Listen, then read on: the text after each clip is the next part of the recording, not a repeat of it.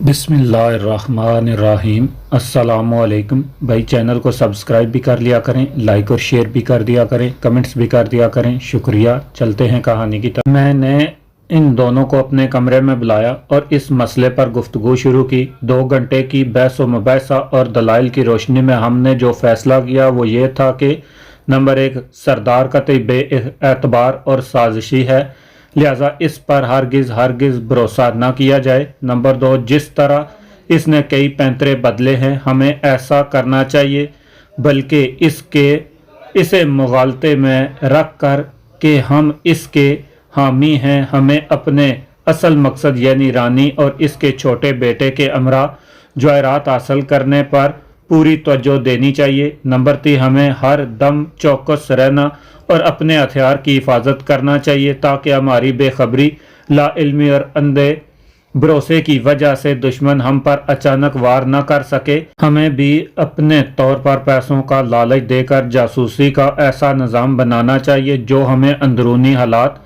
और साजिशों से बाखबर रख सके। नंबर 4, सरदार को शराब मुहैया करने वाले फौजी पर भरोसा करके इसे कतई अपना हमराज न बनाया जाए और न ही इसके ज़रिए बांग्लादेश जाने की पेशकश की जाए।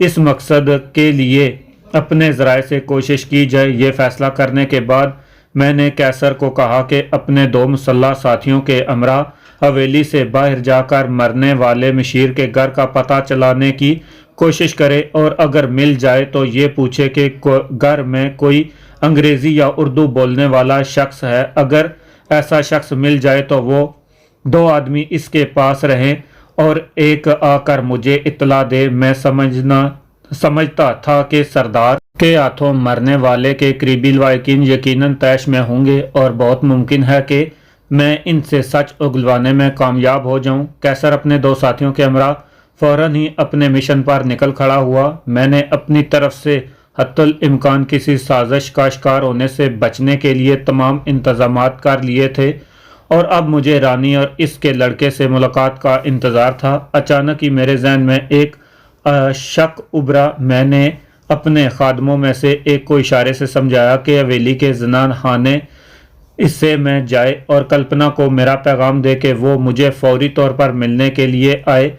आधे घंटे में ही कल्पना अपने 2 खादमाओं के साथ आ गई। खादमाओं को बाहर रुकने का कहकर मैंने कल्पना को अपने कमरे में बुलाया और आज के वाक़यात को मुख्तसर दोबारा बयान करके कहा कि सरदार के वादे के मुताबिक आज रानी और इसके छोटे बेटे ने मुझसे मिलना है। तुम वापस जाकर पूरी कोशिश करो कि किसी तरह रानी और नज़रबंद लड़के को देख सको या कम अज़ कम अपनी राजदार खादमा के ज़रिए ये पता चलाने की कोशिश करो कि मुझसे मिलने वाले वाकई असली रानी और इसका बेटा है या कोई दूसरे लोग रानी और इसके बेटा बनकर मुझसे मिलेंगे। अगर दूसरी बात दुरुस्त हुई तो कोई भी परवाह किए बगैर मुलाकात के कमरे में चली आना। तुम्हारे लिए ये बात इसलिए दुश्वार ना होगी क्योंकि सरदार भी इस मुलाकात के दौरान मौजूद होगा जो ज़नानखाने हिस्से के ड्राइंग रूम में होगी। कल्पना मेरी बात समझ गई और बोली कि वो अपने तय पूरी कोशिश करेगी कि मुझे असलियत का पता चल जाए। ज़्यादा से ज़्यादा 10 मिनट में ही इतनी बात मुकम्मल करके मैंने कल्पना को वापस भेज दिया। ज़हनी तौर पर मैं वाकई बहुत अपसेट था। मैं दुश्मन से खुले मुकाबले और गोलियों के बदले में कभी भी घबराया न था, लेकिन महलाती साजिशों से मेरा पहली बार वास्ता पड़ा था।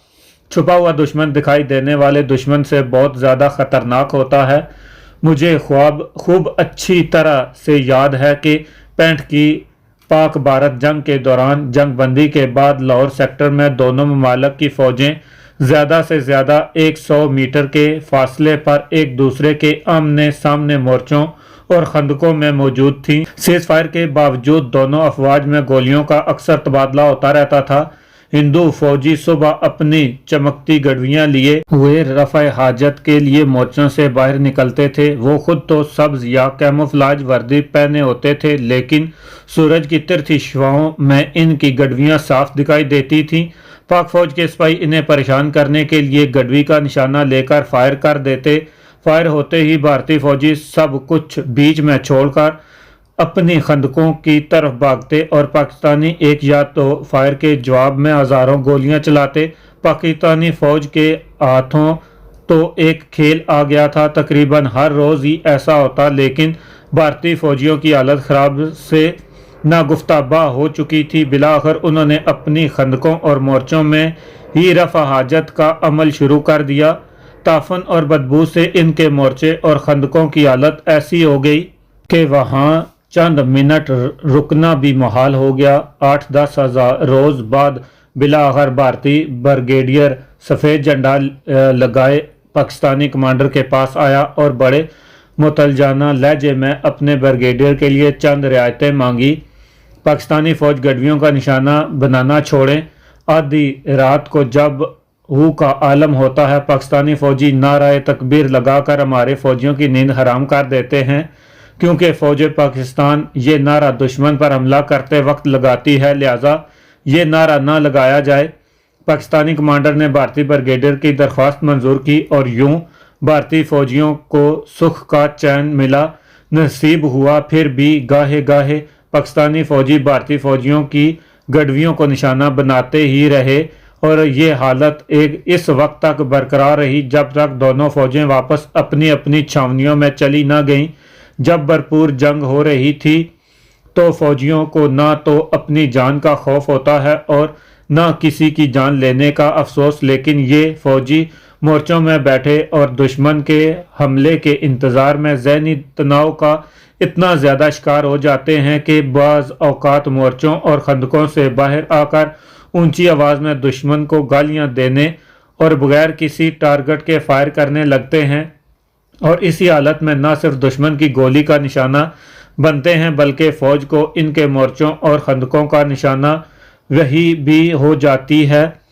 اپنی ذہنی حالت بھی دشمنوں کے انتظار میں مورچوں میں بیٹھے ہوئے فوجی جیسی ہو رہی تھی۔ دشمن کو نہ دیکھا ہو تو وہ دیوار بھی دشمن دکھائی دیتی ہے۔ کبھی تو میرا جی چاہتا کہ ساتھیوں سمیت زنان خانے پر حملہ کر کے سوائے رانی اور اس کے چھوٹے بیٹے کے سب کو گولیاں مار دوں۔ کبھی یہ خیال آتا کہ چپ چاپ رانی اور چھوٹے لڑکے کے بغیر ہی یہاں سے واپس لوٹ جاؤں۔ دراصل میں جتنا آمنے سامنے کی لڑائی میں بلا کسی خوف کے کود پڑتا ہوں، اتنا ہی چھپے ہوئے دشمن کے وار سے گھبراتا ہوں۔ میں بڑی بے چینی کی حالت میں تھا کہ کیسر کا ساتھی بھاگتا ہوا آیا اور بولا کہ کام کا آدمی مل گیا ہے اور کیسر نے اسے وہیں روک کر آپ کو بلایا ہے۔ میں پیغام لانے والے کے ساتھ ہی چل پڑا۔ حویلی سے تقریباً آدھا میل کے فاصلے پر ایک جھونپڑی نما ہوٹل میں کیسر اپنے ساتھی اور ایک اجنبی کے ساتھ بیٹھا تھا۔ کیسر نے اس سے اردو میں میرا تعارف کرواتے ہوئے کہا، یہ راضی صاحب ہیں، بہار کے رہنے والے مہاجر ہیں۔ سکوت ڈھاکہ سے قبل انہوں نے ایک چکما خاتون سے شادی کر لی اور بنگلہ دیش بننے کے بعد رنگا ماٹی میں ہی آ بسے۔ یہ پڑھے لکھے ہیں اور آپ کو خاصی معلومات دے سکتے ہیں۔ میں نے گرم جوشی سے راضی سے ہاتھ ملایا۔ کیسر نے دوسری بار چائے منگوائی۔ میں نے راضی کو کہا، میں اپنے ساتھیوں سمیت ایک اہم کام کے سلسلے میں یہاں آیا ہوں اور مجھے قبیلے کے کچھ اندرونی معاملات درکار ہیں۔ اگر آپ کے ذریعے میری ساری ضرورت پوری ہو گئی تو میں آپ کو $100 دوں گا، ورنہ جتنی اہم باتیں آپ سے معلوم ہوں گی ان کے مطابق آپ کو معاوضہ دیا جائے گا۔ $100 معاوضے کا سن کر پہلے تو راضی کی آنکھوں میں چمک پیدا ہوئی اور ساتھ ہی آنکھیں بھر آئیں۔ اس نے بڑی مشکل سے اپنی دونوں کیفیتوں پر قابو پایا اور گویا ہوا، صاحب آپ نے اتنی زیادہ رقم مجھے معاوضے میں دینے کا کہا ہے جس کا میں اپنے موجودہ حالات میں کبھی سوچ بھی نہیں سکتا تھا۔ یقین جانے میں نے آج کئی ہفتوں کے بعد چائے پی ہے۔ میں مشرقی پاکستان میں گیم وارڈن تھا اور انہی جنگلات میں اپنی سرکاری فرائض انجام دیا کرتا تھا۔ سفید پوشی کی زندگی بڑی اچھی گزر رہی تھی۔ میری تنخواہ اور غیر ملکی شکاری حضرات کے دیے ہوئے انعام سے میں اپنے ضعیف والدین کو بھی خاصی رقم بھیجتا تھا جو چٹاگنگ میں رہتے تھے۔ ایک بار رانگا ماٹی کے بالکل قریب جنگل میں درخت کے تنے سے چپکے ایک چیتے نے مجھ پر حملہ کر دیا۔ چیتے کی طاقت اور چھلانگ لگانے کے زور سے میں اوندے منہ گر گیا اور میری رائفل بھی دور جا پڑی۔ करीब था कि चीता मुझे फाड़ खाता कि एक चकमा औरत ने बालाए मार मार कर चीते को लहूलुहान कर दिया और मेरी जान बचाई। वही चकमा औरत अब मेरी बीवी है। सकूते डाका तक हम नहायत खुश खुरम जिंदगी बसर कर रहे थे। 25 मार्च 71 से 2 माह बेशतर जब गैर बंगालियों का कत्ले आम शुरू हुआ तो इसकी जद में मेरे वालिदैन भी आ गए। मैं और मेरी बीवी इस वक्त खलना में थे। बड़ी मुश्किल से अपनी जानें बचाते हम रंगा माटी पहुंचे। आम ख्याल यही था कि हालात जल्द ही मामूल पर आ जाएंगे, लेकिन हुआ इसके बरखिलाफ। सुकूते डाका के वक्त तक हम अपनी तमाम जमा पूंजी ख़त्म कर बैठे थे। मैं हमारा घर बलवाइयों ने लूट लिया था। मेरे पास सिर्फ चंद जोड़े कपड़े और राइफलें थी। मेरी बीवी का इसके कबीले वालों ने इसलिए बाइकाट कर दिया कि इसने कबीले से बाहर शादी की थी। इसके वालिदैन ने भी हमसे आंखें फेर ली, क्योंकि अब मैं कमाऊ दामाद नहीं बल्कि इनके लिए एक बोझ था। इसके अलावा कबीले वालों ने हमारी शादी की वजह से इनका भी बाइकाट करने की धमकी दी थी। मेरी राइफल कबीले का एक सरकर्दा आदमी ज़बरदस्ती छीन कर ले गया। मेरी बीवी मेरे हमरा पाकिस्तान जाने को तैयार थी, लेकिन हम दोनों बिल्कुल खाली हाथ थे। हम दोनों ने मिलकर कस्बे के बाहर एक झोंपड़ा बनाया। गेम वार्डन होने की वजह से मुझे जंगली जानवरों और परिंदों को पकड़ने का फन आता था। मैं इनकी खाल में भूसा और दूसरे अज्जा डालकर बिल्कुल जिंदा जानवर की शक्ल देने का फन आता है। मैंने यही काम शुरू कर दिया, लेकिन बांग्लादेशी फौज ने रंगा माटी को घेरे में लेकर कबीले तक आमदो रफ्त को रोक दिया, जिससे खरीदार यहाँ आना बंद हो गए। अब मैं महीने में एक आधी बार छुप छुपा कर चिटागंग खलना जाता हूँ और इंतहाई मेहनत से स्टफ किए हुए परिंदे कोड़ियों के मोल दुकानदारों को बेचकर गुजर औकात कर रहा हूँ। बार बार ऐसे मौके आए कि बारिश या रास्ता न मिलने के बायस मैं ये सामान फरोख्त करने न जा सका और हमें हफ्तों सिर्फ जंगली बटेर बैर का खाकर पेट का दोजख भरना पड़ा। राजी की बातों से सच्चाई एक टपक रही थी। इसके लिबास में दर्जनों पैबंद लगे हुए थे, बावजूद कई जगह से जिस्म नंगा था। इसकी काठी मजबूत थी, लेकिन कमजोरी और भूख के बायस हम इसकी हड्डियां दिखाई दे रही थी। मैंने राजी से पूछा, हमारे मुतल्लक क्या कुछ जानते हो? आजकल रंगा माटी में हर तरफ आप ही के चर्चे हो रहे हैं। किस्म किस्म की अफवाहें उड़ रही हैं। कोई कहता है कि आप राजा त्रिदेव का पैगाम लेकर आए हैं। किसी की जुबान पर यह है कि मौजूदा सरदार को आपने हिरासत में ले लिया है।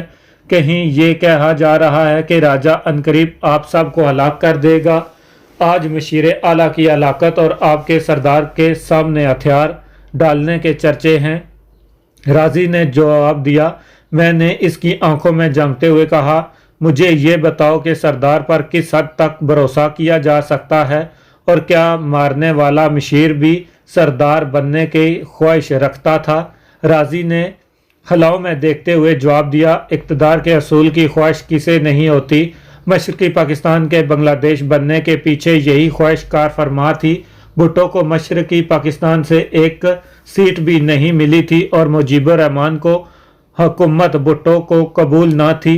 मुल्क के दोनों हिस्सों के दरमियान जुग्राफियाई फासले को मोहब्बत, प्यार और इसार से बांटने के बजाय भुट्टो और मुजीब ने नफरतों के समंदर हायल कर दिए। नतीजा ये हुआ कि दुनिया की सबसे बड़ी इस्लामी ममलकत दो लख्त हो गई। मुजीबुर रहमान और भुट्टो को दोनों हिस्सों में इक़्तिदार तो मिल गया, लेकिन दोनों हिस्सों की आवाम के दिलों में नफरतों के बीज इन दोनों ने बोए और आकाश बेल की तरह बढ़ते ही जा रहे हैं। मौजूदा सरदार अपने बाप की यहाँ मौजूदगी में ज़्यादा वक्त यूरोप में रहा। बाप इससे ज़्यादा अपने छोटे बेटे को पसंद करता था और आम ख्याल यही था कि राजा त्रिदेव छोटे बेटे को सरदार बनाएगा। बांग्लादेश के क़याम से पहले ही बड़ा बेटा यूरोप से लौट आया और बांग्लादेश बनने के 2 माह के अंदर ही इसने अपनी सरदारी का ऐलान कर दिया। इस दिन से इसकी माँ और छोटे भाई को किसी ने नहीं देखा। मौजूदा सरदार इंतहाई शातिर और साजिशी दिमाग का है। जिस मशीर को आज इसने हलाक किया है वो तो इसका इंतहाई वफादार और मुतमिद था। आपका शायद इल्म नहीं कि सरदार की बीवी इस मशीर की सगी बहन है। कबीले के लोग सरदार को बाप का दर्जा देते हैं और कबीले की औरतें सरदार के बुलावे पर बगैर किसी खौफ के इसके पास जाती हैं। गुज़श्ता चंद दिनों में दर्जनों बार ऐसा हुआ कि सरदार के बुलाने पर जाने वाली लड़की ने वापस आकर एक ऊंची चट्टान से कूदकर खुदकुशी कर ली। इस चट्टान का अब नाम ही मौत की चट्टान पड़ गया है। सब जानते हैं कि इन खुदकुशियों की वजह क्या है, लेकिन खौफ के मारे कोई भी आवाज़ उठाने को तैयार नहीं। राजी ने अपनी दास्तान सुनाकर अपने दिल में जज्बात का बंधा खोल दिया था। जनाब, मेरी बीवी भी अब उर्दू बोलती और समझती है। अगर आप मुनासिब समझें तो इससे पूछ लें, मुमकिन है इससे आपको काम की कोई बात मिल जाए। राजी ने डरते डरते अपने झोंपड़े में मुझे आने की दावत दी। मैंने फिल वक्त इसके यहाँ जाने की माजरत करते हुए कहा, राजी, मैं तुम्हारी दुख भरी दास्तान और हिम्मत और सब्र का दामन न छोड़ने से बहुत मुतासर हुआ हूँ। आज तो मुझे कुछ बहुत ज़रूरी काम करने हैं। इंशाअल्लाह कल मैं तुम्हारे घर आऊँगा। तुम कल 11 बजे इसी होटल में मेरा इंतज़ार करना। तुमको मैं $100 मुआवजा दूंगा। तुमने अपनी दास्तान सुनाने के दौरान फौज का घेरा होने के बावजूद अपने चिटागांग और खलना जाने का बताया था। क्या तुम हमारे साथ अपनी इन्हीं रस्तों से हमें चिटागांग, खलना और ढाका ले जा सकते हो? मेरी बात का जवाब सोच समझ कर कल देना। तुम्हें गाइड बनाने का न सिर्फ तुम्हारी तवक्को से ज़्यादा मुआवजा मिलेगा, बल्कि अगर तुम्हारी और तुम्हारी बीवी की ख्वाहिश हुई तो हम तुम्हें भारत या पाकिस्तान जहां चाहो अपने या अपने साथियों के हमरा भेज देंगे और तुम्हें रिहाइश और कारोबार या मुलाजमत दिलाने का भी वादा करते हैं। ये कहकर मैंने $5 के 20 नोट राजी को दिए। इसने अपनी जो हालत ज़ार बताई थी, इसमें कोई भी $100 का नोट इससे छीन सकता था। राजी को रुखसत करके मैं झोंपड़ा नुमा होटल से बाहर निकला ही था कि अचानक मुझे ख्याल आया। मैंने कैसर के एक साथी को इसके पीछे दौड़ाया कि इसको वापस ले आए। राजी जो $100 मालियत मिलने से उतना खुश था जैसे इसे कोई ख़जाना मिल गया हो। वापस आया तो मैंने इससे पूछा कि क्या ये मुमकिन है कि हम अभी तुम्हारी बीवी से मिलकर चंद सवाल पूछ सकें। राजी ने फ़ौरन हामी भर ली और हमें लेकर अपने झोंपड़े की तरफ चल पड़ा। 10-12 मिनट में ही हम इसके झोंपड़े तक पहुंच गए, जो इसकी गुर्बत का हाल बयान कर रहा था। एक फटा पुराना सूटकेस, चंद टूटे हुए बर्तन और स्टफ किए हुए परिंदे झोंपड़ों की कुल कायनात थी। राजी ने उर्दू में अपनी बीवी को हमारे मुतल्लक बताया, जो एक फटी हुई साड़ी पहने थी, और इसे $100 के नोट दिए। मैं जल्द ही था कि मैंने इसकी बीवी से डायरेक्ट सवाल किया कि क्या इसने कभी राजा त्रिदेव राय की बीवी और छोटे बेटे को देखा है, और अगर देखा है तो इनकी शक्ल सूरत और कद कामत के साथ कोई ऐसी निशानी या कोई ख़ास बात बता सकती है जिससे इसकी पहचान में आसानी हो। कुछ देर सोचने के बाद वो बोली, रानी साहिबा की उम्र 45 साल के लगभग है और वो कदरे भारी जिस्म की हैं। इनकी एक ख़ास निशानी ये है कि इनके बाएं हाथ की आखिरी 2 उंगलियां आपस में जुड़ी हुई हैं और वो रानी से अंग्रेज़ी बोलती हैं। सरदार का भाई बिल्कुल जवान है और इसकी नाक पर एक मस्सा है। वो कबीले की ज़ुबान से अलावा अंग्रेज़ी, उर्दू और बंगला ज़ुबान के अलावा फ्रांसीसी ज़ुबान भी जानता है।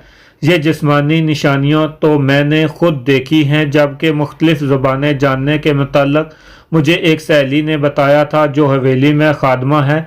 अगर तुम्हें मौका मिले तो क्या तुम रानी साहिबा और लड़के को शनाख्त कर सकती हो?